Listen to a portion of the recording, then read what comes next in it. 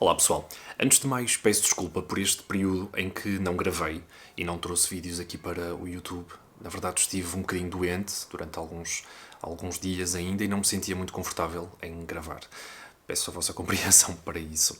Enfim, a verdade é que estive a ler, na verdade já terminei aquele livro do Knut Hamsun, o Mistérios, e pretendo falar dele em breve, mas hoje decidi trazer o book haul do mês de março, finalmente. Ainda são alguns livros e eu vou começar por um livro que me foi enviado, se não estou em erro, pela Bertrand. Na verdade eu não tenho assim muito interesse em ler este livro e anuncio já que este livro será para ser sorteado. Portanto, vou passá-lo, dar a oportunidade a outra pessoa de o ler. Isto porque se ele ficasse aqui em casa, eu sei que ia estar imenso tempo sem ser lido. O livro é este, da escritora Andrea Abreu, Pança de Burro. Segundo o El País, um sucesso da crítica e com mais de 100 mil exemplares vendidos em Espanha, um fenómeno literário. Portanto, esta escritora nasceu nas Ilhas Canárias. Portanto, uma escritora, de facto, espanhola, formada em jornalismo, na Universidade de La Laguna, não conheço, parece que também colaborou com a Granta e que este livro está a ser um autêntico sucesso. Eu já vi outras pessoas a lerem e a gostarem, mas na verdade eu sinto que não ia pegar nele tão cedo. Daí o sorteio. Segundo aqui a Irene Vallejo, que eu acho que é aquela escritora do livro O Infinito num Junco, qualquer coisa assim que também foi um sucesso de vendas, eu acho que é esta escritora. Ela diz uma narrativa poderosa onde os corpos e a fome tomam conta da história, transporta-nos até ao limiar da porta da puberdade e confronta-nos com uma procissão de euforia. É pura vida. Já sabem, se quiserem este livro, escrevam qualquer coisa como quero pança. E eu pressuponho que vocês querem o livro e depois, mais tarde, anuncio quando será o sorteio. Será então para ser sorteado. Parece-me justo passá-lo se não tenho vontade de o ler a curto prazo. Vamos então agora aos livros que eu comprei e que chegaram cá a casa no mês de março.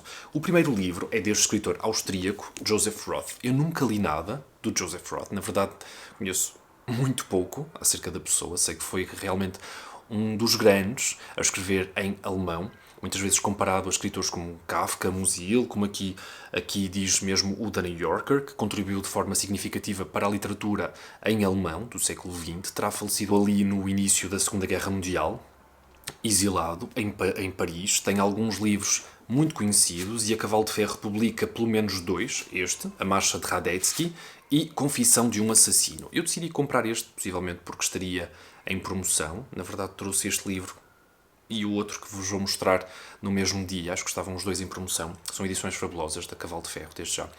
E sim, quero conhecer este escritor. Digam-me se já conhecem. É um escritor que vai abordar então aqui a própria história e o declínio da monarquia ou do Império Austro-Húngaro, neste caso. E segundo o Coetzee, o escritor sul-americano, vencedor do Prémio Nobel, ele diz que esta é uma grande elegia da Áustria dos Habsburgos. A Marcha de Radetzky é, sem dúvida, o melhor romance de Joseph Roth. Ainda aqui na sinopse, diz que este é um retrato ficcional inigualável do declínio de um império e de uma inteira civilização através da história privada de uma família. A Marcha de Radetzky é, nas palavras do crítico Harold Bloom, um dos romances mais soberbos, acutilantes e de leitura aliciante que a literatura alemã do século XX produziu. Cá está. Digam se já conheciam este livro. Outro livro, como eu já disse, foi comprado no mesmo dia. Penso que terei comprado na Bertrand, na loja física, se não estou em erro. Acho que sim, mas também já foi há um pedaço, já não me lembro muito bem. E estou a falar deste livro, do Júlio Cortázar, aqui uma coleção de aulas. Portanto, o título é mesmo esse, Aulas de Literatura, Berkeley, 1980.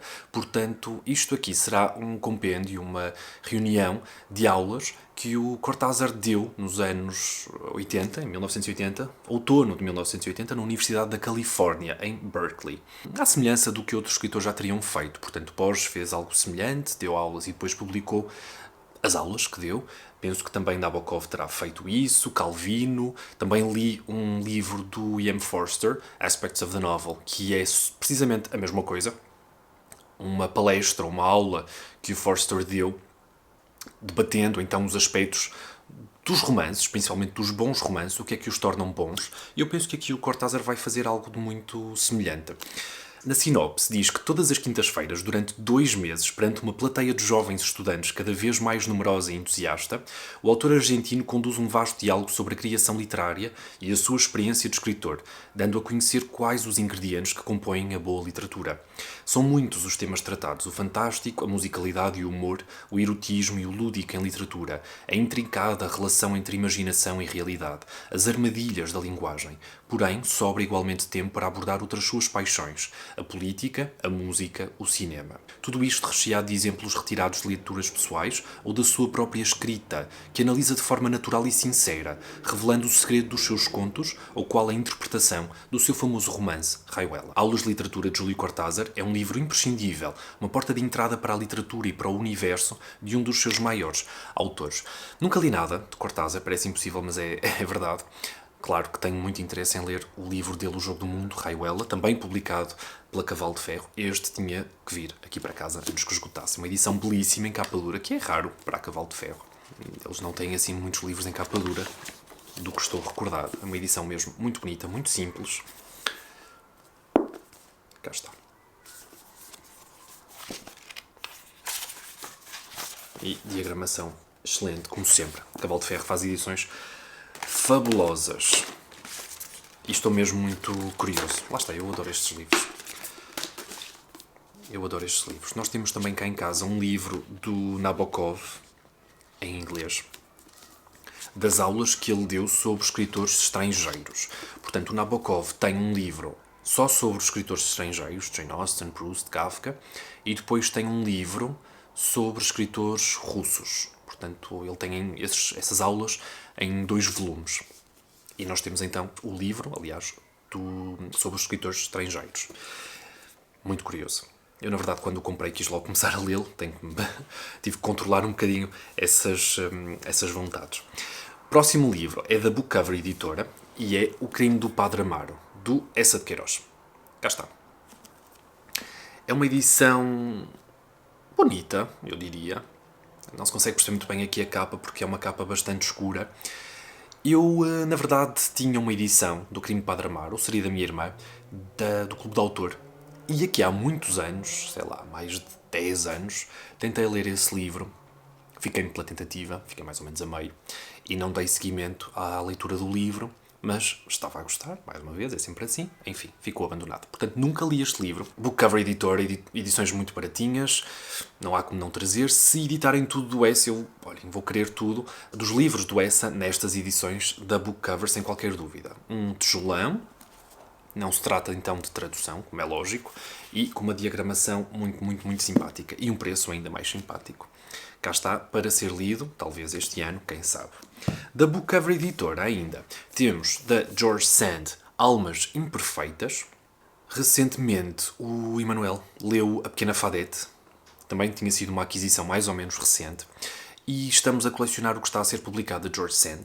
Felizmente a Bookcover está a apostar bastante nela e penso que já existe um outro, O Charco do Diabo, se não estou em erro, qualquer coisa assim. E porquê George Sand? George Sand George Sand terá sido uma escritora francesa muito conhecida e muito popular, e é uma das escritoras que o Proust menciona no primeiro volume do Em Busca do Tempo Perdido, como uma das suas escritoras prediletas da infância, ou pelo menos do narrador desse livro. E não sei sobre o que trata, mas diz aqui que George Sand baseia este livro na sua tempestuosa relação romântica com Alfred de Musset.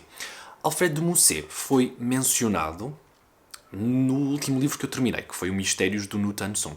E essa citação, aliás, aquilo que é dito no livro do Mistérios, fez-me comprar um livro do Musset, o único que está cá editado em Portugal, que é o... já não sei dizer. Confissões qualquer coisa. Enfim, a memória não dá para tudo. Mas também publicado pela Cavalo de Ferro. Grande rodeio, só para dizer que estamos então a comprar os livros da George Sand e espero que continuem a publicar. Outro livro que chegou cá a casa foi o segundo volume da Bíblia. Nós, na verdade, cá em casa temos apenas o primeiro e há muito tempo. Eu comprei esse primeiro volume da Bíblia logo quando saiu. E depois, na minha cabeça, para quê fazer a coleção se ainda não li sequer o primeiro volume, que tem os Evangelhos e também... É só os Evangelhos, se não estou em erro, porque este aqui tem os Atos dos Apóstolos, as Epístolas e o Apocalipse. Portanto, esse primeiro volume será só mesmo os Evangelhos, se não estou em erro. Mas decidimos começar a comprar os volumes, até porque saiu o quinto volume recentemente, e temos medo que esgotem. Por incrível que pareça, agora estão muito disponíveis, mas já perdi a conta aos livros que estavam muito disponíveis e que depois uma pessoa não compra e que, passado pouco tempo, esgotam. E não conseguimos encontrar mais, sem ser em segunda mão, claro, e depois a um preço bem mais elevado. Portanto, vamos continuar a fazer a coleção da Bíblia, talvez um por mês, daí esta aquisição no mês de março. Como é lógico, não será para já. Não sei sequer como é que vamos fazer aqui a leitura da Bíblia, ou quando é que vamos fazer a leitura da Bíblia, mas pronto. Oxalá o Frederico consiga terminar isto e que não demore assim tanto tempo para termos a Bíblia completa. Finalmente a tradução completa da Septuaginta. E por fim um livro que eu não sei absolutamente nada sobre ele. Comprei-o porque pertence à coleção do Manguel. O Manguel tem uma coleção na tinta da China, também apoiada aqui pela RTP, uma vez que o Manguel tem aquele programa que nós também estamos a acompanhar aqui, a vida privada dos livros. Portanto, eles estão a fazer uma coleção de livros, não baseada nesse programa, imagino eu, ou talvez até seja, mas eu ainda só vou na primeira temporada. Mas então estão a publicar livros. O Manguel está a fazer uma seleção de livros e estão a ser publicados pela Tinta da China e são edições mesmo muito bonitas. Eu não sei nada sobre este escritor, que é o George S. Schuiller, mas o título é este: Negro Nunca Mais. E eu trouxe este livro, não só por pertencer a esta coleção de livros escolhidos pelo Alberto Manguel, mas principalmente por causa da sinopse, que me fascinou. Portanto, o que diz é: a prodigiosa história de um estranho processo médico capaz de transformar a pele negra em pele branca, na América da década de 1930. Uma obra pioneira e cáustica de ficção especulativa por um dos grandes autores do movimento Renascença de Harlem. Depois temos aqui também algumas palavras de Mia Couto, retiradas do prefácio, que diz que 90 anos depois da sua estreia, Negro Nunca Mais, que é o título deste livro, mantém uma pungente atualidade. Permanece intacta a relevância e suscetibilidade do preconceito racial como um assunto que não admite nem ambiguidade nem ligeireza. Uma coisa me parece certa: em muitas redes sociais de hoje, George Schuiller seria cancelado e a obra definitivamente censurada. Portanto, parece-me um livro extremamente importante nos dias de hoje, em que é chocante o que se vai passando com a cultura. Portanto, esta obra ter sido publicada, não é, nos inícios do século XX e pensar que talvez hoje não fosse publicada é muito, muito bizarro. Temos uma ideia, talvez errada, ou certamente errada, de que estamos a caminhar para um futuro cada vez melhor e talvez não seja bem esse o caso. Desde logo, toda esta cultura do cancelamento é bastante preocupante.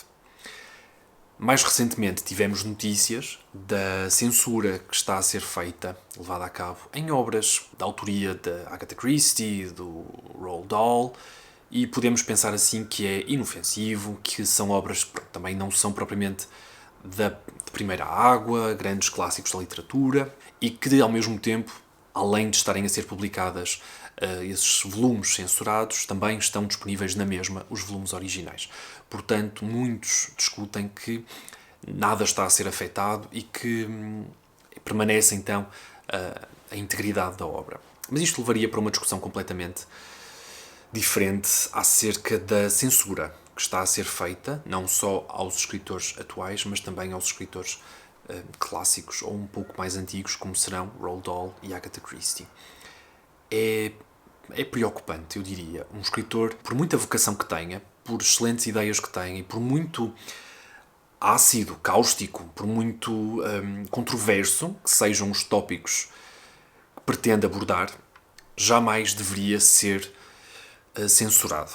Portanto, seja ele de extrema-direita, de extrema-esquerda, defenda o que defender, o escritor é livre de escrever o que quiser. Nós temos que dar essa liberdade. Caso contrário, vivemos numa sociedade que não é aquela que nós ambicionamos de todo. E a sociedade pela qual os nossos pais, os nossos avós tanto lutaram, é uma sociedade que permite então essa liberdade de expressão. E é uma coisa que agora, por muitos direitos que se tenham conquistado, é algo que de que estamos a privar.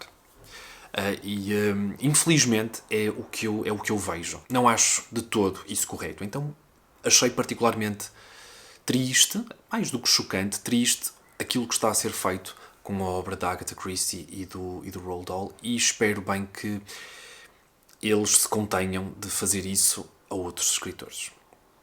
Porque não é de todo correto. Além de não ser correto, não é necessário. Por muito insultuoso que nós achemos determinado tópico em determinada obra, como por exemplo ler o Mein Kampf, do Hitler, é uma obra que, apesar de tudo, oferece ao leitor a oportunidade de perceber a mente de um homem, que seria, a todos os níveis, um monstro, mas tem um lugar na nossa sociedade e permite-nos separar águas, permite-nos perceber melhor o que é o bom e o que é o mau, o que é o certo e o que é o errado.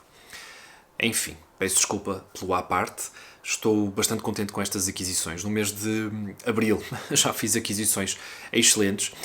Não revelo já quais foram, obviamente, apesar de já estarmos no dia 10. Já foram alguns livros, ainda estão alguns para chegar cá a casa.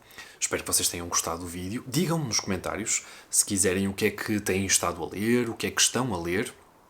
E vemo-nos então no próximo vídeo. Ok? Tchau, pessoal!